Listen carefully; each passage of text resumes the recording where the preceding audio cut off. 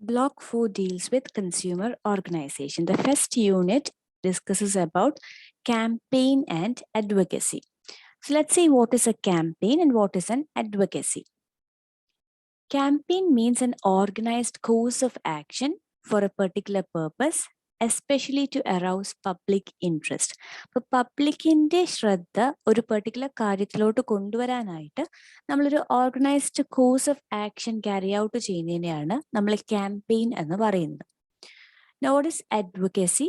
It means to seek support through arguments and other means for a cause, policy, etc. It is an act of giving support to a cause. Advocacy, for example, ഒരു advocate അയാളുടെ ക്ലയന്റിന് വേണ്ടിയായിട്ട് arguments put forward ചെയ്യാണ് in front of the court in order to make the court see the point of view of his client. ഇപ്പൊ client എന്താണ് പറയാൻ ഉദ്ദേശിക്കുന്നത് അത് കോർട്ടിൽ പ്രസന്റ് ചെയ്യുന്നത് it's an example of advocacy. Now, campaign and advocacy are both means to involve and mobilize men, resources and information.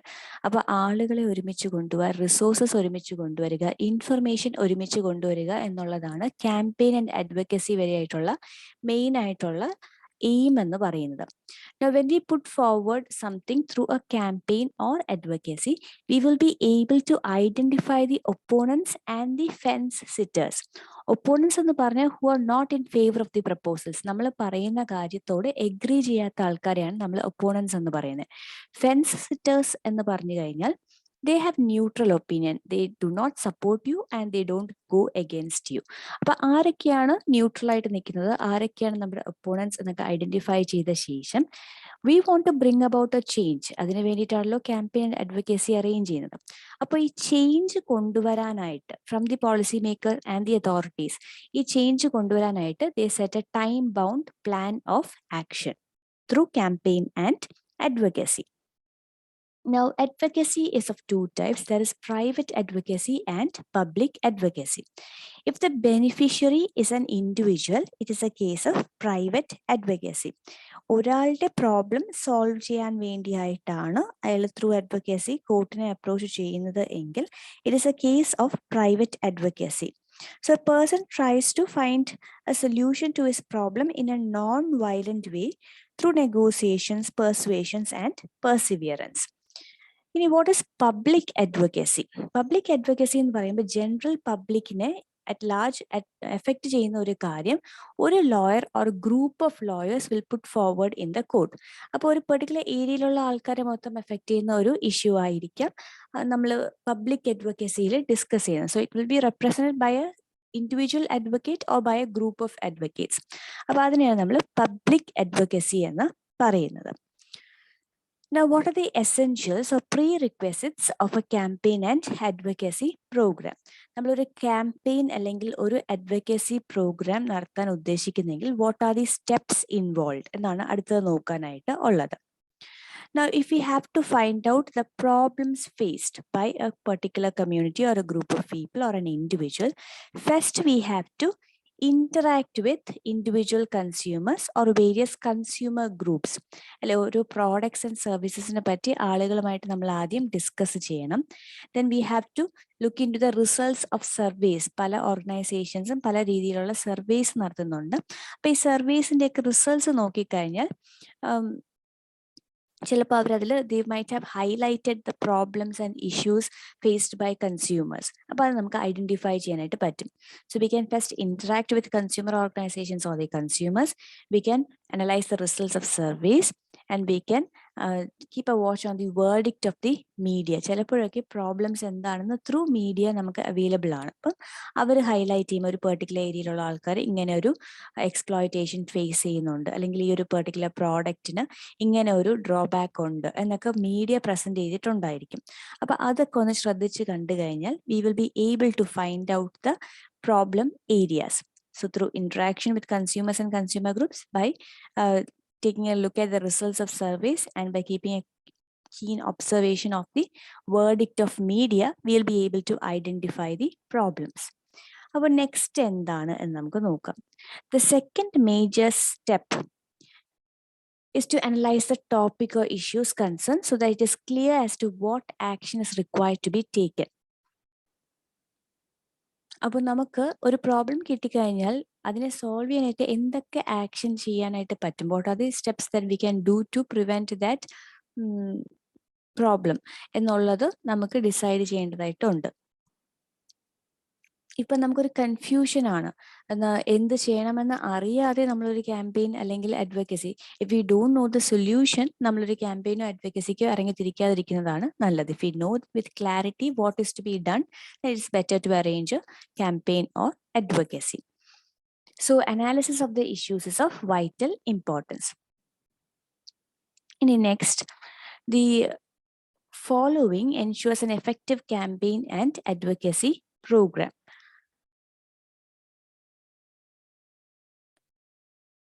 അപ്പോൾ how can we ensure an effective campaign and advocacy programme? അപ്പോൾ നേരത്തെ നമ്മൾ പറഞ്ഞു തുടങ്ങിയത് we have to first interact with consumers and consumer organizations.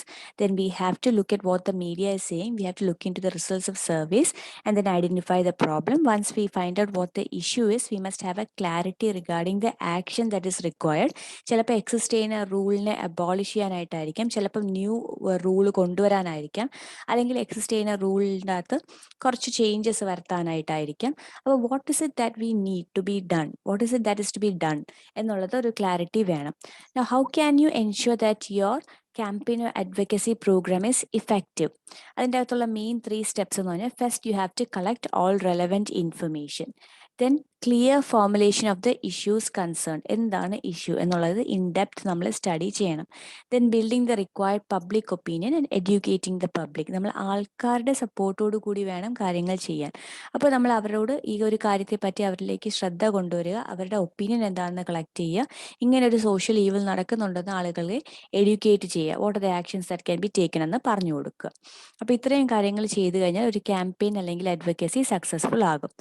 Overall the success of the campaign and advocacy involves good homework, appropriate strategy and sincerity of purpose. ഈ 3 കാര്യങ്ങളാണ് മെയിനായിട്ടും വേണ്ടത് for the success of A campaign and advocacy.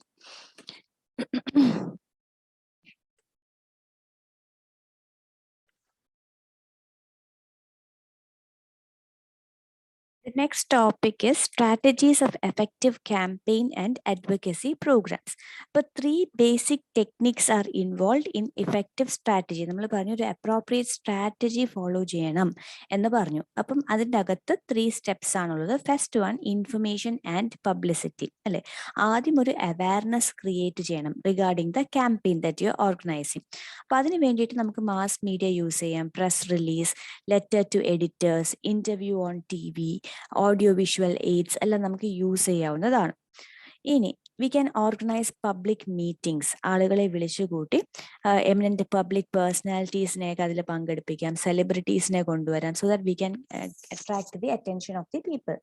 V can organise mobile groups. Mobile groups എന്ന് പറഞ്ഞാൽ schools, colleges, യൂണിവേഴ്സിറ്റീസിലൊക്കെ ഒരു team of ആളുകൾ ചെന്ന് ഈ ഒരു ഇഷ്യൂവിനെ പറ്റി പറഞ്ഞ് അവരെ മനസ്സിലാക്കി കൊടുക്കുക. അപ്പോൾ അതിന് വേണ്ടിയിട്ട് അവർക്ക് പോസ്റ്റേഴ്സ്, സ്റ്റിക്കേഴ്സ്, ബാനേഴ്സ്, ഹോർഡിങ്സ് ഒക്കെ യൂസ് ചെയ്യാവുന്നതാണ് അവിടെ പോകുമ്പോൾ. ദെൻ അസോസിയേറ്റിംഗ് എക്സ്പേർട്സ്, ഇപ്പോൾ പ്രൊഫഷണൽസ് അല്ലെങ്കിൽ റെലവൻറ്റ് സയൻറ്റിസ്റ്റ്, ഇവരെയൊക്കെ ഈ ഇഷ്യൂ പറ്റി സംസാരിക്കാനായിട്ട് അവരുമായിട്ട് ഡിബേറ്റ്സും ഡിസ്കഷൻസും ഒക്കെ അറേഞ്ച് ചെയ്യാവുന്നതാണ്. We can involve officers and authorities. അപ്പോൾ സെമിനാർസ്, വർക്ക്ഷോപ്പ്, സിംപോസിയം ഒക്കെ വിളിക്കുമ്പോഴത്തേക്കും ഓഫീസേഴ്സിനെയും അതോറിറ്റീസിനെയും കൂടെ ഇൻക്ലൂഡ് ചെയ്തുകൊണ്ട് വേണം നടത്താനായിട്ട്. Then preparing comprehensive briefing notes. ഇപ്പോൾ members of the parliament, state legislative committees എന്നിവർക്കൊക്കെ നമ്മളൊരു ബ്രീഫിംഗ് നോട്ട്സ് പ്രിപ്പയർ ചെയ്യുന്നത് നല്ലതായിരിക്കും.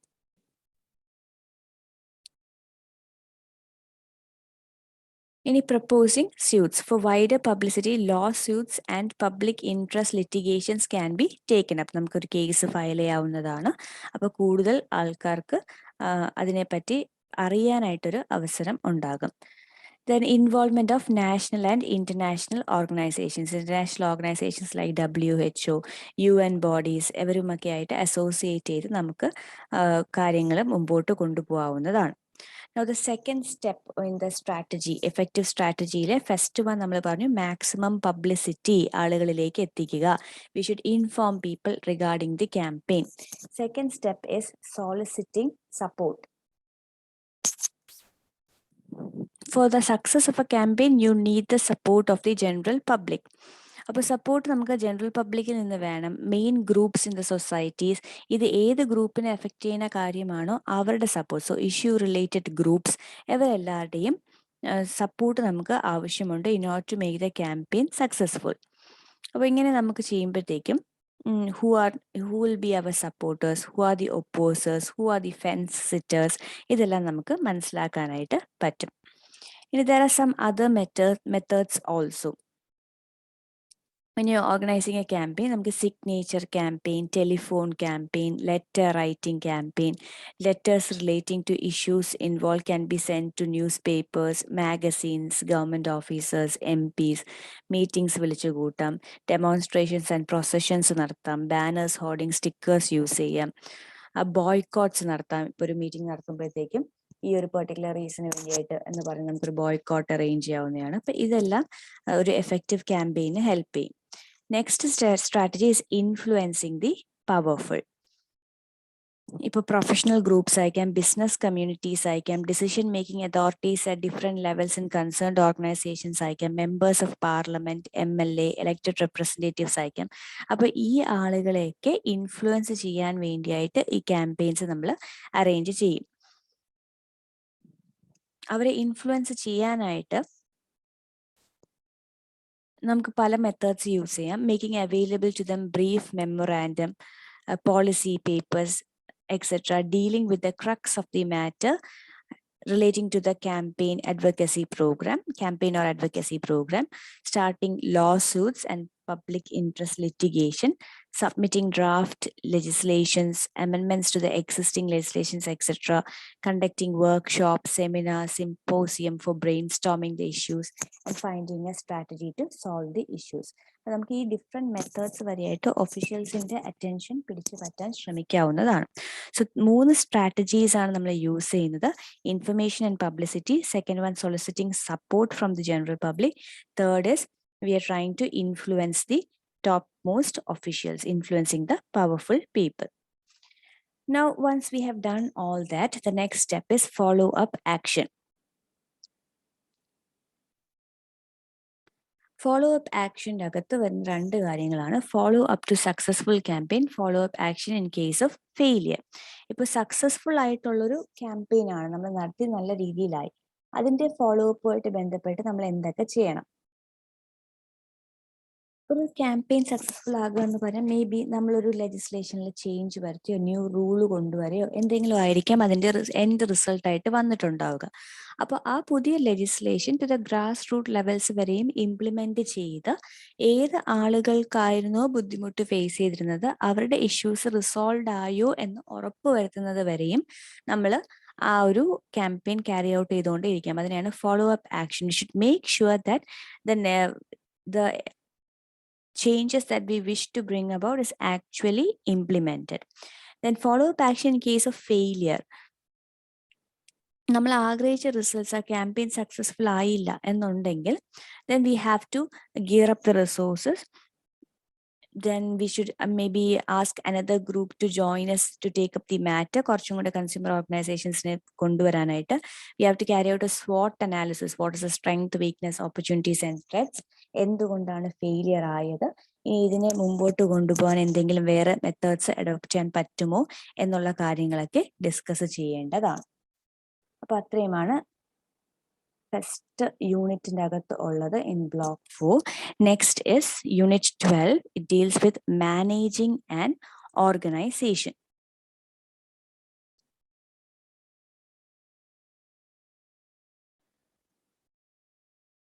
We'll start with the features of an organization.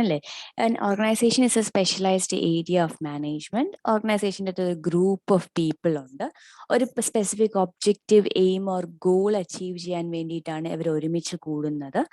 അപ്പോൾ അതിനൊരു ഇറ്റ് ഹാസ് പെർമനൻസ് അല്ലേ. ഇന്ന് നമ്മൾ സ്റ്റാർട്ട് ചെയ്തു, 1 വർഷം കഴിഞ്ഞു, 2 വർഷത്തിനുള്ളിൽ അടച്ചുപൂട്ടുക എന്നുള്ള ഇന്റൻഷനോട് കൂടിയുള്ള ഒരു ഓർഗനൈസേഷൻ എസ്റ്റാബ്ലിഷ് ചെയ്യുന്നത് it is expected to exist for a long period of time.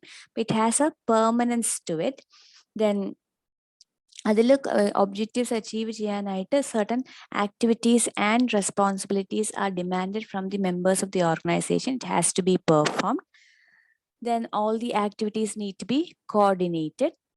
Then the people in the organization, they will respond to a hierarchy of authority. അല്ലേ, നമ്മളൊരു ഹൈറാർക്കിക്കൽ ലെവലിലാണ് അതോറിറ്റി സെറ്റ് ചെയ്തിരിക്കുന്നത്. Top level, middle level, bottom level ഇങ്ങനെ ഉണ്ടായിരിക്കും. അപ്പോൾ ഓരോ ആൾക്കാരും വേറെ ആർക്കെങ്കിലും ഒക്കെ ആൻസറബിൾ ആയിരിക്കും, അക്കൗണ്ടബിൾ ആയിരിക്കും.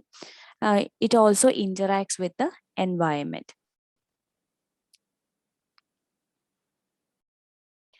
Now, organizations are not static but dynamic in nature and content. ഇപ്പോൾ എപ്പോഴും ചേഞ്ച് ചെയ്തുകൊണ്ടിരിക്കുന്ന ഒരെണ്ണമാണ് ഓർഗനൈസേഷൻ അല്ലേ. അപ്പോൾ ഒരു ഡൈനാമിക് എൻവയൺമെന്റിലാണ് ഒരു ഓർഗനൈസേഷൻ എക്സിസ്റ്റ് ചെയ്യുന്നത്. So in order to survive it has to keep changing according to the changes in its environment. Now, their behavior, shape, structure or nature changes with course of time. നമ്മൾ start ചെയ്ത ടൈമിൽ ഉണ്ടായിരുന്ന business സ്ട്രക്ചറോ നേച്ചറോ ബിഹേവിയറോ ഒന്നും ആയിരിക്കില്ല, കാലം ചെല്ലുന്തോറും മാറിക്കൊണ്ടേ ഇരിക്കും. The capacity to remain mobile, ഇങ്ങനെ ചേഞ്ച് ചെയ്തുകൊണ്ടിരിക്കാൻ പറ്റുന്നതിനെയാണ് നമ്മൾ മോർഫോജനറ്റിക് പ്രോപ്പർട്ടി ഓഫ് ഓർഗനൈസേഷൻസ് എന്ന് പറയുന്നത്. ഓർഗനൈസേഷൻസ് രണ്ട് രീതിയിലായിരിക്കാം. They may be centralised organisation and decentralised organisation. Centralised ഓർഗനൈസേഷനിലേക്കും ആവുമ്പോൾ the entire decision making process carried by a few people. അവരായിരിക്കും കംപ്ലീറ്റ് കാര്യങ്ങളും ഡിസൈഡ് ചെയ്യുന്നത്. But in a decentralised organisation authority is delegated to different members. എന്നിട്ട് ഓരോ യൂണിറ്റിനും individual ആയിട്ട് decisions എടുക്കാനുള്ള പവർ അസൈൻ ചെയ്ത് കൊടുക്കുന്ന ഒരു ഫോം ഓഫ് ഓർഗനൈസേഷൻ ആണ് ഡീസെൻട്രലൈസ്ഡ് ഓർഗനൈസേഷൻ എന്ന് പറയുന്നത്. Now, irrespective of the form of an organization, the workforce must include both staff and line personnel. Line managers decide the issues, whereas the staff assist the managers. അപ്പോൾ എന്തൊക്കെയാണ് ചെയ്യേണ്ടതെന്ന് managers പറയുന്നു, അത് achieve ചെയ്യാനായിട്ട് staff അവരെ assist ചെയ്യുന്നു. അപ്പോൾ both staff and line personnels included ആയിരിക്കണം. Now, why do we need a structure for the organization? ഒരു സ്ട്രക്ചർ ഉണ്ടെങ്കിൽ, ഒരു ഓർഗനൈസേഷണൽ ഫ്രെയിം വർക്ക് ഉണ്ടെങ്കിൽ മാത്രമേ നമുക്ക് അതിൻ്റെ സ്മൂത്ത് ഫങ്ഷനിങ് എൻഷുർ ചെയ്യാനായിട്ട് പറ്റത്തുള്ളൂ. ദെൻ ഒരു പ്രോപ്പർ സ്ട്രക്ചർ ഉണ്ട് എന്നുണ്ടെങ്കിൽ it facilitates communication within the group and with outsiders. അപ്പോൾ ആവശ്യമുള്ള കാര്യങ്ങൾ ആവശ്യമുള്ളവരോട് മാത്രം പറഞ്ഞാൽ മതി അല്ലേ. എല്ലാ കാര്യവും എല്ലാവരോടും കമ്മ്യൂണിക്കേറ്റ് ചെയ്യേണ്ട ആവശ്യമില്ല. അപ്പോൾ ഒരു പ്രോപ്പർ സ്ട്രക്ചർ ഉണ്ടെങ്കിൽ നമ്മൾ നമ്മുടെ അതോറിറ്റി, നമ്മുടെ ഡിപ്പാർട്ട്മെന്റിൽ നമ്മുടെ ടോപ്പ് മോസ്റ്റ് അതോറിറ്റി അറിയിക്കുന്നു, പെർമിഷൻ വാങ്ങിക്കുന്നു, നമ്മൾ കാര്യങ്ങൾ ചെയ്യുന്നു. ബാക്കി ആളുകളുമായിട്ട് അതിൻ്റെ കാര്യം സംസാരിച്ച് നമ്മൾ സമയം കളയേണ്ട ആവശ്യമില്ല.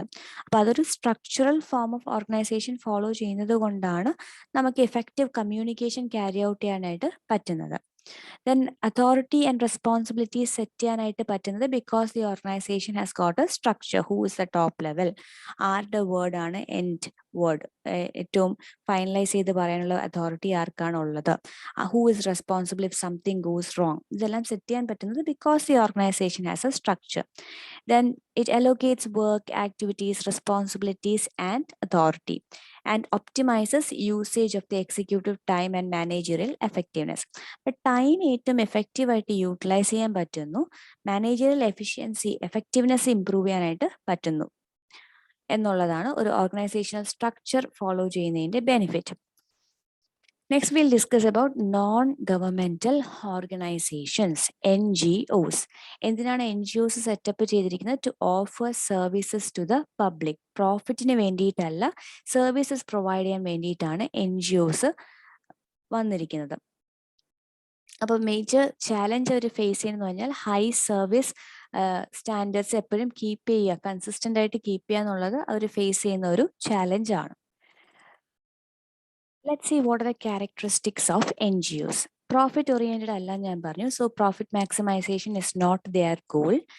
നോൺ ഫിനാൻഷ്യൽ ഒബ്ജക്റ്റീവ്സ് ആണ് കൂടുതലും അവരുടെ ഇൻസ്റ്റിറ്റ്യൂഷനിൽ ഡോമിനേറ്റ് ചെയ്യുന്നത്.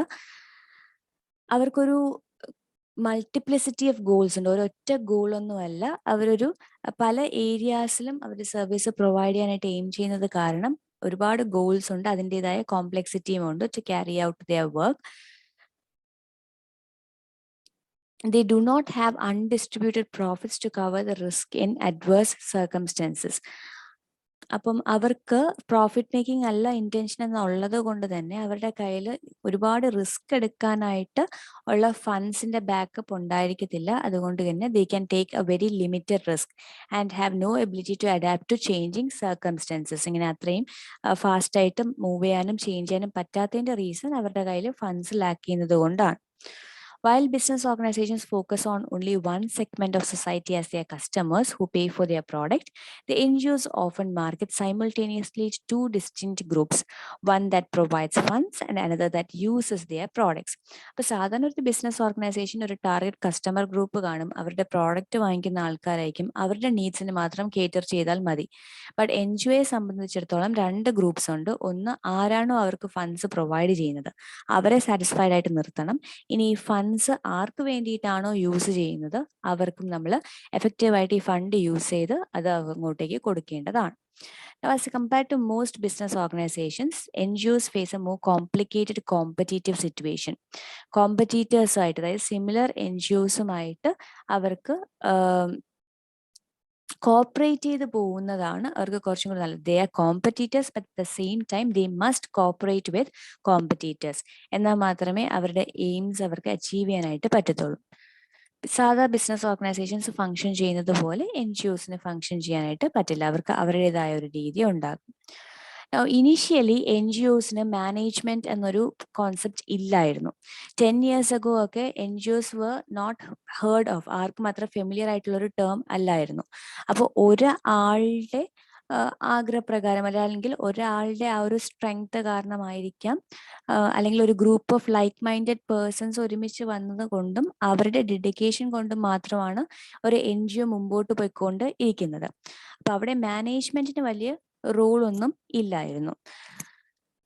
ഫണ്ട്സ് എന്ന് പറഞ്ഞാൽ ഒന്നുകിൽ സെൽഫ് ജനറേറ്റഡ് ആയിരിക്കും അല്ലെങ്കിൽ ഗവൺമെന്റിന് അതിന് കിട്ടുന്നതായിരിക്കും. അപ്പൊ ലാക്ക് ഓഫ് ഫണ്ട്സ് അവരുടെ ആക്ടിവിറ്റീസിനെ നല്ല രീതിയിൽ ബാധിക്കുന്നുണ്ട്.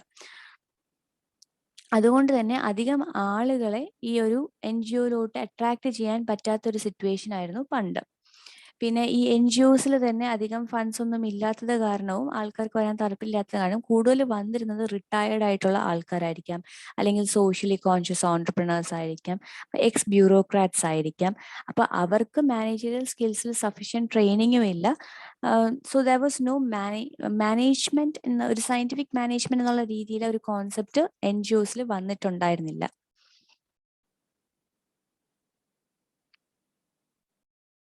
അപ്പൊ ഇവരൊരു സോഷ്യൽ സർവീസിന്റെ ഇൻസ്ട്രുമെന്റ് ആയിട്ട് മാത്രമേ ഇവരെ കണ്ടിട്ടുള്ളൂ. മാനേജ്മെന്റ് കോമ്പീറ്റൻസും സ്കിൽസും ഒന്നും അവിടെ പരിഗണിച്ചിരുന്നില്ല. ഇനി അത് കുറച്ച് ഇപ്പോഴത്തെ കാലത്ത് അത് മാറി വന്നു.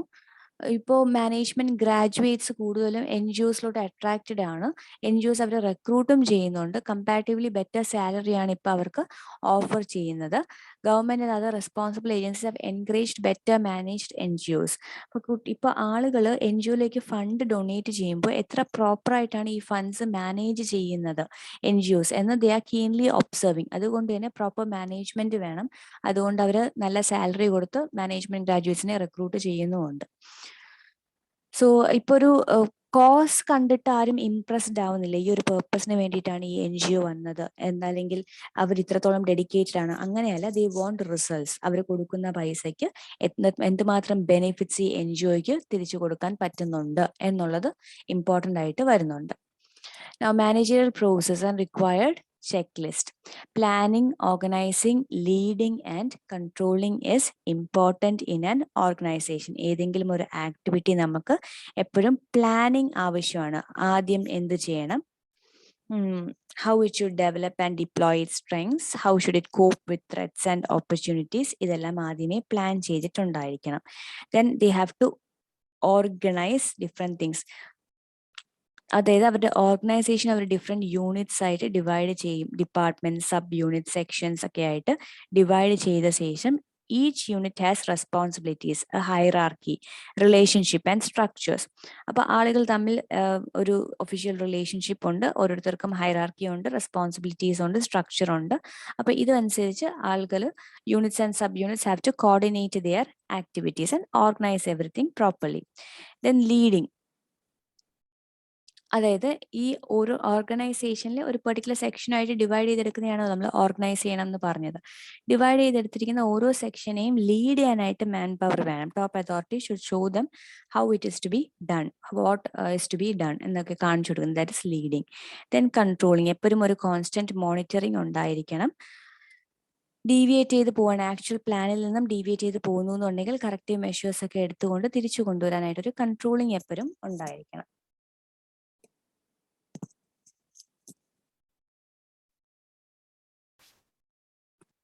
ദെൻ ഒരു ഓൾട്ടർനേറ്റീവ് വ്യൂവിനെ പറ്റി കൂടെ പറയുന്നുണ്ട് NGOസിന് അവൈലബിൾ ആയിട്ടുള്ളത്. This is also called managerial work activity approach. It focuses on what managers do, who they talk with, for how long, and what they talk about, how much time they spend alone, and so on. അപ്പോൾ നമ്മളിപ്പോൾ planning, organising, leading എന്നൊക്കെ പറഞ്ഞ് ഓരോ functions set ചെയ്ത് management activities carry out ചെയ്യുന്നതിന് പകരം ഒരു alternative method ഉണ്ട്, known as managerial work activity approach. അപ്പം മാനേജേഴ്സ് സാധാരണ എന്താണ് ചെയ്യുന്നത്, ആരോടാണ് സംസാരിക്കുന്നത്, എത്ര നേരം സംസാരിക്കുന്നു, എന്ത് സംസാരിക്കുന്നു, എത്ര സമയം അവർ വെറുതെ ഒന്നും ചെയ്യാതിരിക്കുന്നു, ഇതൊക്കെ ഒന്ന് ഒബ്സർവ് ചെയ്തിട്ട് സക്സസ്ഫുൾ ആയിട്ടുള്ള ആൾക്കാർ എന്താണോ ചെയ്യുന്നത് അത് നമ്മൾ അഡോപ്റ്റ് ചെയ്യാനായിട്ട് ശ്രമിക്കുന്ന ഒരു മെത്തേഡും കാണുന്നുണ്ട്. Now there are 3 roles that a manager plays. First is interpersonal roles. അതായത് മാനേജേഴ്സ് അവരുടെ ഡ്യൂട്ടീസ് ക്യാരി ഔട്ട് ചെയ്യാനായിട്ട് they act as the leaders, they act as the person who is interacting between 2 groups, they act as the figure heads, അല്ലെ ലീഡറായിട്ട് work ചെയ്യും. That is interpersonal role. ആളുകൾ തമ്മിൽ connect ചെയ്യാനായിട്ട് managers function ചെയ്യുന്നുണ്ട്. Second role that managers plays informational role. That is they collect all the necessary information from the business environment, എന്നിട്ട് അത് monitor ചെയ്യുന്നു, എന്നിട്ട് ഈ ഇൻഫർമേഷൻ ബാക്കിയുള്ളവർക്ക് പാസ് ഓൺ ചെയ്യുന്നു. So they monitor the environment, they disseminate the information, they act as the spokesperson, they will communicate it to others. Then decisional role. അപ്പോൾ അവർ എന്തെങ്കിലും ഇപ്പോൾ ഒരു ഡിസ്റ്റർബൻസസ് ഉണ്ടാവുന്നെങ്കിൽ അത് ഹാൻഡിൽ ചെയ്യും, റിസോഴ്സസ് അവർ കളക്ട് ചെയ്ത് അലൊക്കേറ്റ് ചെയ്യും, പ്രോബ്ലംസ് ഉണ്ടായാൽ നെഗോഷിയേറ്റർ ആയിട്ട് അല്ലെങ്കിൽ ഒരു ഡീല് സൈൻ ചെയ്യുമ്പോൾ നെഗോഷിയേറ്റർ ആയിട്ട് വർക്ക് ചെയ്യും, കോർഡിനേറ്റർ ആയിട്ട് വർക്ക് ചെയ്യും. ഇതിലെല്ലാം ഡിസിഷൻ മേക്കിംഗ് ഇൻവോൾവ് ആണ്. അപ്പോൾ they play the role of decision making also. But these are 3 main roles played by a manager.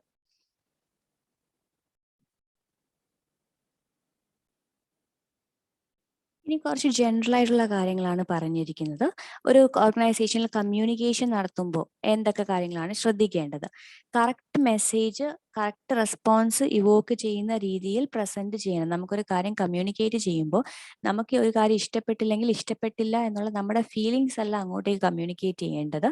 What went wrong, and അത് നമ്മൾ പ്രസന്റ് ചെയ്യുമ്പോഴത്തേക്കും നമ്മൾ എന്ത് ആഗ്രഹമാണ്, എന്ത് റിയാക്ഷൻ ആണോ മറ്റാളിൽ നിന്നും ആഗ്രഹിക്കുന്നത് അത് കൊണ്ടുവരാനും നമുക്ക് പറ്റണം. So we should convey the correct message and evoke the right response from the people. Communication spoken ആയിരിക്കാം അല്ലെങ്കിൽ റിട്ടൺ ആയിരിക്കാം. ചിലപ്പോൾ ഒരു സ്മൈൽ, ഒരു നോഡ്, ഒരു ഷ്രഗ് ഓഫ് ദി ഷോൾഡർ, ഇതെല്ലാം കമ്മ്യൂണിക്കേഷൻ ആയിട്ട് നമുക്ക് കൺസിഡർ ചെയ്യാവുന്നതാണ്. Now ഏത് മെത്തേഡാണോ ബെസ്റ്റ് സ്യൂട്ടഡ് അത് നമ്മൾ ചൂസ് ചെയ്യുക, ഓരോ മൊമെന്റിലും എന്ത് ചെയ്യണം എന്നുള്ളത്. ഇനി റിസീവ് ചെയ്യുന്ന ആള് മെസ്സേജ് കറക്റ്റായിട്ട് മനസ്സിലാക്കിയോ ഇല്ലയോ എന്ന് ഉറപ്പ് വരുത്തണം. നമ്മളെപ്പോഴും we believe that communication has taken place, but most of the time it has not taken place. നമ്മൾ പറഞ്ഞു കഴിയുമ്പോൾ മറ്റാൾക്ക് മനസ്സിലായെന്ന് നമ്മൾ അങ്ങ് വിചാരിക്കുന്നു. But make sure that the receiver understood your message correctly. Openness and ട്രസ്റ്റിന്റെ ബേസിസിലായിരിക്കണം എപ്പോഴും ഓർഗനൈസേഷൻ മുമ്പോട്ട് കൊണ്ടുപോകുന്നത്. ഓപ്പൺ ആയിട്ട് കാര്യങ്ങൾ കമ്മ്യൂണിക്കേറ്റ് ചെയ്യാൻ എല്ലാവർക്കും ഒരു ഫ്രീഡം കൊടുത്തിട്ടുണ്ടാവണം. ഒരു informal communication, grape wine communication എന്നാണ് നമ്മൾ പറയുന്നത്, അതോറിറ്റീസ് വഴി അല്ലാതെ. അപ്പോൾ ഇമ്പോർട്ടൻറ്റ് ഇൻഫർമേഷൻ എല്ലാം പാസ് ഓൺ ചെയ്യാൻ ഗ്രേപ്പ് വൈൻ കമ്മ്യൂണിക്കേഷനും യൂസ് ചെയ്യാവുന്നതാണ്. Then next is coordination in managing an organization. ഒരു കോർഡിനേഷൻ നടത്തുമ്പോഴത്തേക്കും എന്തൊക്കെ കാര്യങ്ങളാണ് ശ്രദ്ധിക്കേണ്ടത്. അപ്പോൾ കോർഡിനേഷൻ നടത്തുമ്പോഴത്തേക്കും നമ്മൾ കുറച്ച് കാര്യങ്ങൾ കോർഡിനേറ്റ് ചെയ്യാനായിട്ട് നോക്കുമ്പോൾ ഒന്നുകിൽ ആൾക്കാർ അതിനെ എതിർത്ത് നിൽക്കും, അല്ലെങ്കിൽ നമ്മളോട് കോപ്പറേറ്റ് ചെയ്യും, അല്ലെങ്കിൽ നമ്മളോട് മത്സരിക്കാൻ വരും, അല്ലെങ്കിൽ നമ്മളോട് അടികൂടാൻ വരും. അപ്പോൾ പല രീതിയിലാണ് സോഷ്യൽ ബിഹേവിയർ ആണ് ഗ്രൂപ്പ്സ് നമ്മളോട്ട് കാണിക്കുന്നത് when we try to coordinate something.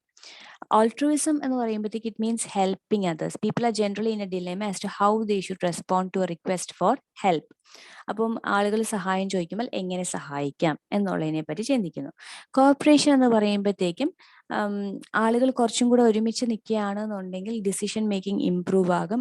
Synergy effect ആണ്, അതായത് ഒറ്റയ്ക്ക് നമ്മൾ ചെയ്യുന്നതിനേക്കാൾ ഒരു ടീം വർക്ക് നല്ല രീതിയിൽ ചെയ്യുന്നുണ്ട്, കോപ്പറേറ്റീവായിട്ട് ചെയ്യുന്നുണ്ടെങ്കിൽ എങ്കിൽ അത് നല്ല ബെറ്റർ റിസൾട്ട്സ് കൊണ്ടുവരാനായിട്ട് പറ്റും. അപ്പോൾ കോപ്പറേഷൻ ഇൻക്രീസ് ചെയ്യാൻ വേണ്ടി മ്യൂച്വൽ ട്രസ്റ്റ് ഉണ്ടാവണം, ഫ്രീ ആൻഡ് ഓപ്പൺ കമ്മ്യൂണിക്കേഷൻ ഉണ്ടായിരിക്കണം, higher pay of, probability of higher pay of, നല്ല രീതിയിൽ കോപ്പറേറ്റ് ചെയ്താൽ നമുക്ക് ബെറ്റർ ഓഫ് ആണ് എന്നൊരു തോന്നൽ ഉണ്ടായിരിക്കണം. Then next is competition. ഒരാളുടെ ഡെവലപ്മെന്റിന് വേണ്ടിയായിട്ട് കോമ്പറ്റീഷൻ നല്ലതാണ്. ഒരാളുടെ സ്ട്രെങ്ത് ആൻഡ് വീക്ക്നെസ് മനസ്സിലാക്കാനായിട്ട് സഹായിക്കുന്നു. റെസ്പോൺസിബിലിറ്റീസ് ടേക്കപ്പ് ചെയ്യാനും ഫെയിലിയർ വരുമ്പോൾ അത് ഫേസ് ചെയ്യാനും ഒക്കെ ആൾക്കാരെ ഹെൽപ്പ് ചെയ്യുന്നുണ്ട്. കൂടുതൽ പെർഫോം ചെയ്യാനും എൻകറേജ് ചെയ്യുന്നതാണ്. അപ്പോൾ ഒരു ഹെൽത്തി കോമ്പറ്റീഷൻ നല്ലതാണ്. കോൺഫ്ലിക്റ്റും നമുക്ക് ഒരു ഹെൽത്തി ലെവലിൽ നല്ലത് തന്നെയാണ്. കാരണം ബട്ട് അത് അവരുടെ ആക്ടിവിറ്റീസ് ഡിസ്ട്രപ്റ്റ് ചെയ്യുന്ന രീതിയിലായിരിക്കരുത്. കോൺഫ്ലിക്റ്റ് ഉണ്ടെങ്കിൽ മാത്രമേ ആ ഒരു പ്രോബ്ലത്തിൽ എന്തൊക്കെയാണ് റെസിസ്റ്റ് ചെയ്യാനായിട്ടുള്ള റീസൺ ചിലർ എന്ന് കണ്ടെത്തിയാൽ കുറച്ചും കൂടി ആ പ്രോബ്ലംസ് സോൾവ് ചെയ്ത് ബെറ്റർ ആക്കാനായിട്ട് നമുക്ക് പറ്റും. Now the step-by-step approach to managing an organization. ആദ്യം നമ്മൾ മിഷൻ സെറ്റ് ചെയ്യുന്നു. Then what are the operations and activities to be carried out. Then target of performances എന്തൊക്കെയാണെന്ന് ഡിസൈഡ് ചെയ്യുന്നു. ഒബ്ജക്റ്റീവ്സ് അച്ചീവ് ചെയ്യാൻ എന്തൊക്കെ ആക്ടിവിറ്റീസ് വേണം, എന്തൊക്കെ റിസോഴ്സസ് വേണം, ആക്ടിവിറ്റീസ് എല്ലാം നമ്മൾ ഒരുമിച്ച് കൊണ്ടുവരണം. എഫക്റ്റീവായിട്ട് നമ്മൾ ഓരോ ആക്ടിവിറ്റീസും ഹാൻഡിൽ ചെയ്യണം. റൈറ്റ് മാൻ പവറിനെ കണ്ടുപിടിക്കണം ഒരു ആക്ടിവിറ്റി ക്യാരി ഔട്ട് ചെയ്യാനായിട്ട്. പവേഴ്സ് എല്ലാം നമ്മൾ ഹാൻഡ് ഓവർ ചെയ്യണം, ഡെലിഗേറ്റ് ചെയ്യണം. ഒരു റിലേഷൻഷിപ്പ് നെറ്റ്വർക്ക് എസ്റ്റാബ്ലിഷ് ചെയ്യണം. പ്രോപ്പർ കമ്മ്യൂണിക്കേഷൻ ഉണ്ടായിരിക്കണം. കോർഡിനേഷൻ ആൻഡ് കൺട്രോൾ കൊണ്ടുവരണം. ഫ്ലെക്സിബിൾ ആയിരിക്കണം, കാര്യങ്ങൾ എപ്പോഴും ഡൈനാമിക് ആയിട്ടിരിക്കാനായിട്ട് പറ്റണം. ഇനി ഇതൊക്കെയാണ് the management miss list for the NGOs. Don't forget the mission. എപ്പോഴും എന്ത് പേർപ്പസിനാണോ സ്റ്റാർട്ട് ചെയ്ത് അത് മറന്നു പോകാനായിട്ട് പാടില്ല.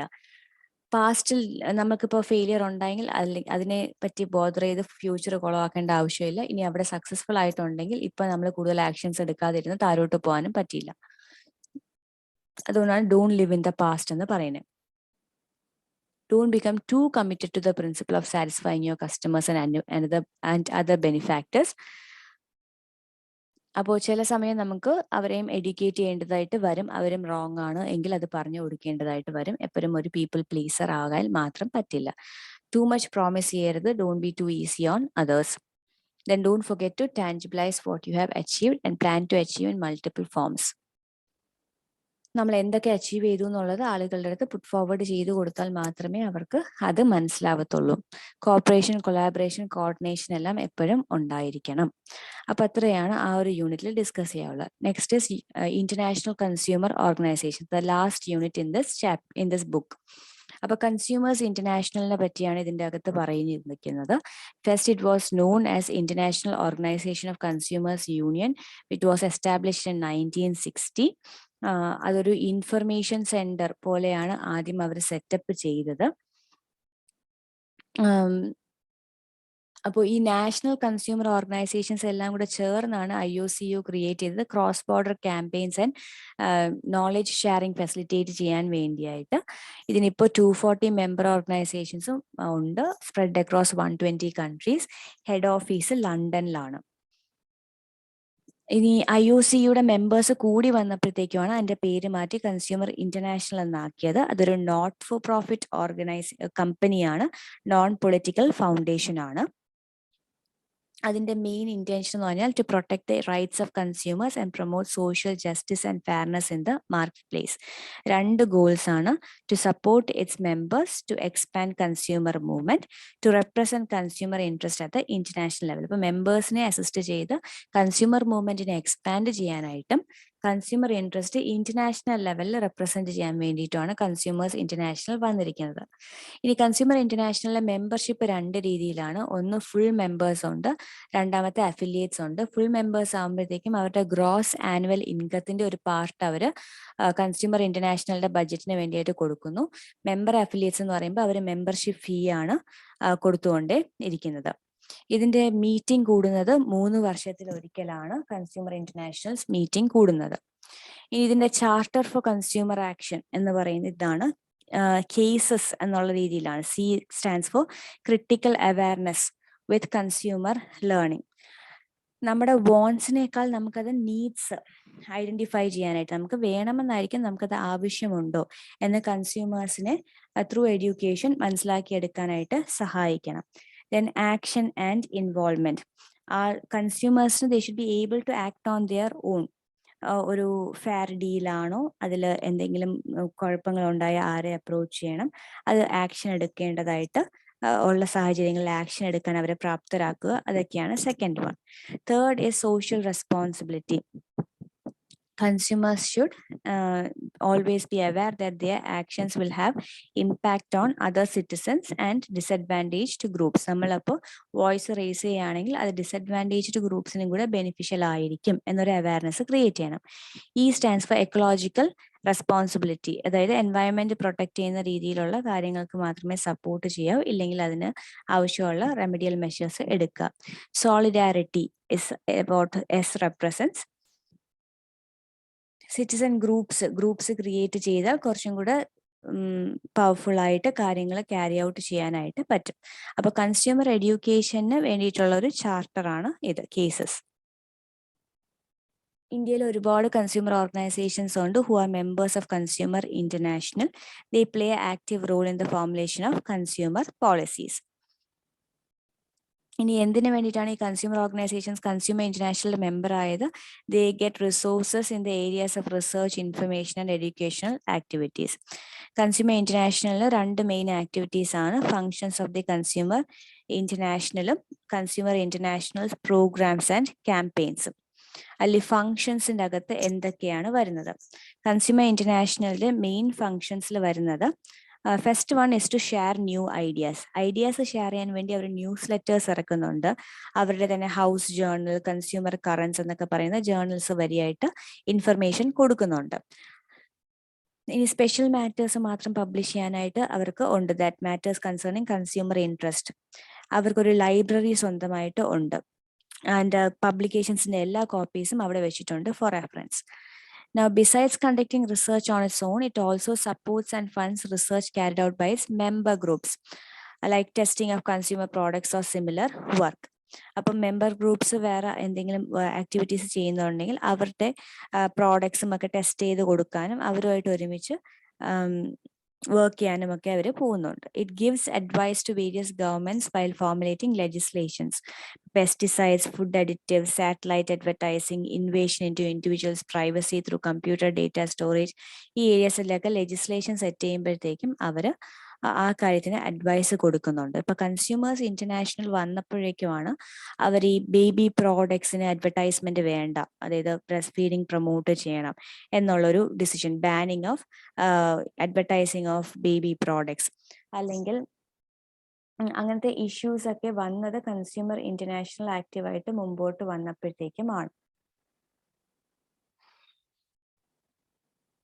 ഇനി അവരുടേതായിട്ട് തന്നെ ഉള്ള പ്രോഗ്രാംസ്, ക്യാമ്പയിൻസ്, പ്രോജക്ട്സ് എല്ലാം ഉണ്ട്.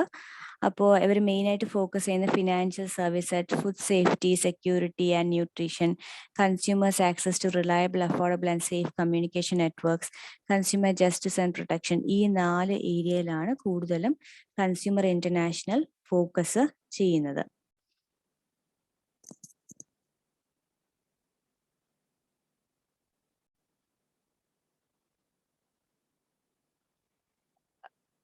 Next is consumer interpol. Consumer interpol എന്ന് പറഞ്ഞാൽ ഈ ഡെവലപ്ഡ് കൺട്രീസ് അവർക്ക് ആവശ്യമില്ലാത്ത സാധനങ്ങൾ അല്ലെങ്കിൽ ഹസാഡസ് ആയിട്ടുള്ള പ്രോഡക്ട്സ് അവരുടെ കൺട്രിയിൽ ബാൻ ചെയ്യുമ്പോഴത്തേക്കും അണ്ടർ ഡെവലപ്ഡ് ആയിട്ടുള്ള കൺട്രീസിൽ കൊണ്ടുപോയി സെല് ചെയ്യുന്ന ഒരു ശീലം ഉണ്ടായിരുന്നു.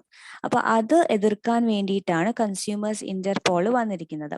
അപ്പോൾ ഇങ്ങനെ ഒരു പ്രോഡക്റ്റ് ഉണ്ട് എന്ന് കണ്ടു കഴിഞ്ഞാൽ അതിനെപ്പറ്റി ബാക്കിയുള്ള കൺട്രീസിലും മീഡിയനെയും കൂടെ ഒന്ന് അതിനെപ്പറ്റി അലേർട്ട് കൊടുക്കാൻ വേണ്ടിയിട്ടാണ് കൺസ്യൂമർ ഇന്റർപോൾ വന്നത്.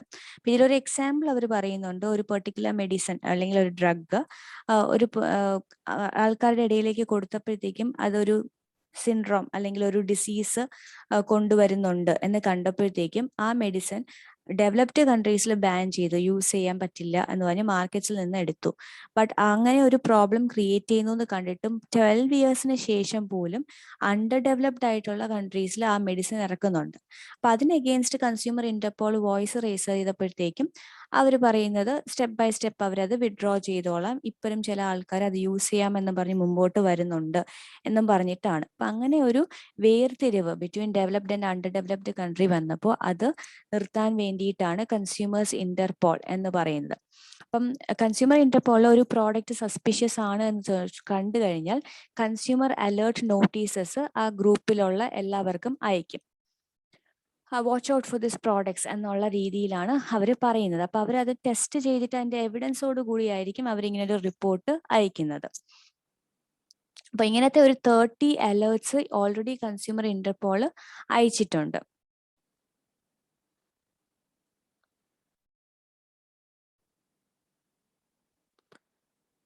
Now, Consumer International Regional Office for Asia and Pacific. അപ്പോൾ കൺസ്യൂമർ ഇന്റർപോൾ അത്രയേ ഉള്ളൂ. കൺസ്യൂമർ ഇന്റർനാഷണലിലെ റീജിയണൽ ഓഫീസസ് സെറ്റപ്പ്